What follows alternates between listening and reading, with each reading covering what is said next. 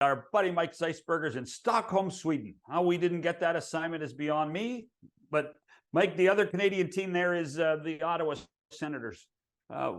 Get any sense of how and what they are right now, and are things?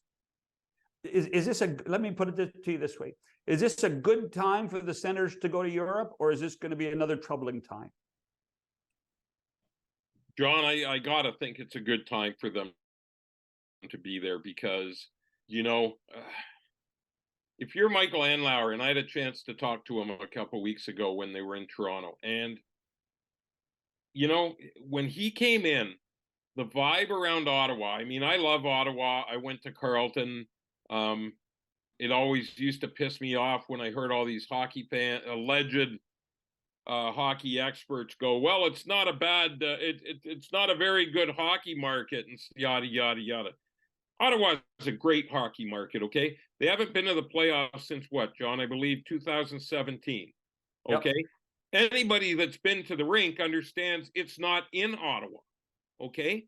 And if you live in the east end of Ottawa, or more importantly, they have so many hockey-loving people that live just across the river in Gatineau. And who wants to drive in rush hour traffic an hour from there to get to a Senators game? 45 minutes to an hour, which is what it's going to take you. They're not going to come, but it's a great hockey market. And then all of a sudden, Michael Andlauer come in. It seems to be a new day, fresh. The enthusiasm in that market was so great. And then what happens? You don't have Shane Pinto signed. Then you find out that Shane Pinto is going to get a 41-game suspension because of some gambling-related problem. And then you get stripped of a draft pick, a first-round draft pick, because of a Dadonov trade where the teams on the no-trade list were not forwarded to another team, which eventually was the last straw and cost Pierre Dorion his job. And then the team goes in a funk. Mm-hmm. I mean, I find it incredible how quickly the bottom fell out on this warm and fuzzy story. And, but before they came over here, they started to play a little bit better. And I think when you look at this team, number one, I think it's good that they got out of North America. You know what? Get the distractions aside. Get a chance to bond. But the other thing is, and I think, guys, I think we both agree, one of the things that makes it such a frustrating story is that and I understand that they've gone through injuries, especially on the back end, but you look at this team, and enough on saying how good they are on paper, because I'm very impressed what they look like on paper, but it's time for these guys to perform. And I think that's kind of the icing on the letdown cake for their fans, is that, we've waited a long time. We know these players are skilled. When is it going to come together? And so maybe this is the type of bonding trip where they don't have to hear about it. They don't have to read about it. They don't have to watch reports on how underachieving they are, and they can just go out and do it. So I'm fascinated to see how they react to this, because I still think that this team is in the top half of the NHL when it comes to talent. But as we all know, in professional sports, that doesn't necessarily mean that you will finish in the top half of the league in the standings. And that's the perplexion of the Ottawa Senators. I think everybody knows, I think, with Michael Andlauer and Steve Staios, big picture, everybody knows they're headed in the right direction, right? I mean, yep. I think everybody can just go, I've had the pleasure of meeting both Michael on one occasion and also speaking and meeting and spending some time with Steve Staios. I mean, you're talking about class individuals, and if you put together a dynamic duo, guess what? Ottawa, you have it. And so from that standpoint, everybody, I think, just goes, okay, right? Like, this is a really good spot. But now you dial into this question, Mike. what are they missing? Because if you look at the young talent that is there, is there a piece? Is there something that they add? That is it something, what is it that they're missing that now, instead of this roller coaster ride that they all know, right, and have been on, what now gets them, okay, hey, let's get some consistency in here?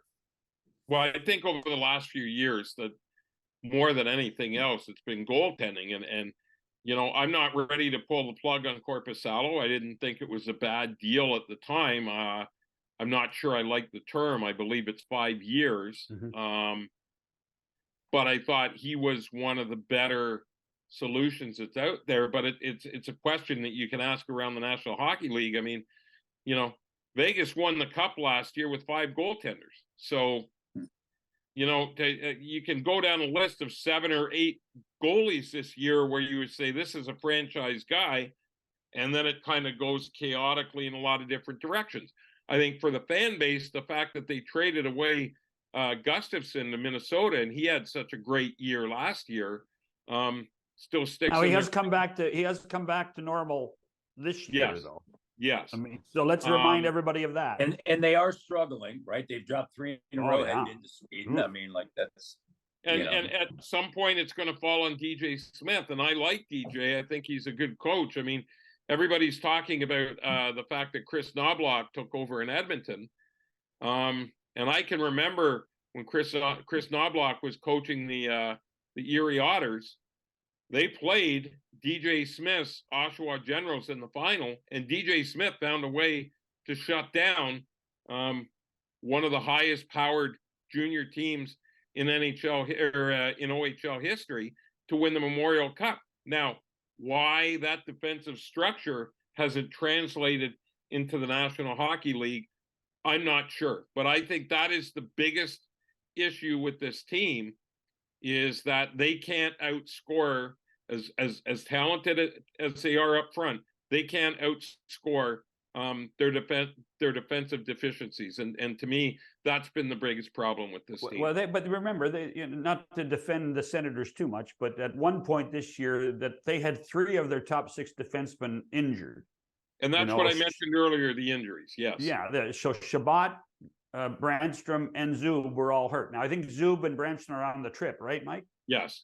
And Yep. so Thomas Shabbat was supposed to be a prolific puck moving defenseman, and if he could stay healthy, he'd be a difference maker. So they're going to be better, but in the end, it's when you talk about roller coaster, the inconsistency has been amazing for this hockey club. There are nights you look at them and you say, "Oh my God, they are the real deal," and then 2 nights later, there's nothing in the tank. And now, is that inexperience? Is that youthfulness? What is it?